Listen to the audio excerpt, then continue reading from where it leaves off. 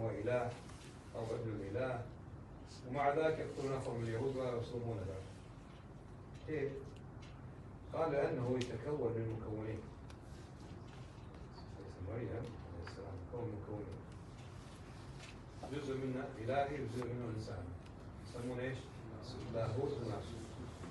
الجزء اللاهوتي ما صلبه ولا مات، لكن الجزء الإنساني هو اللي صلبه، فهو اثنين في واحد.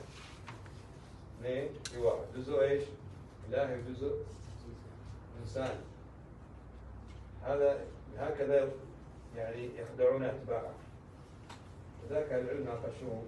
الطيب لما قتلوه، لما صلبوه، يعني هو رضي بذلك أم لم يرضى؟ راضي ولا مش راضي؟ إذا كان راضيا فبشراه قد نال رضاه. ها؟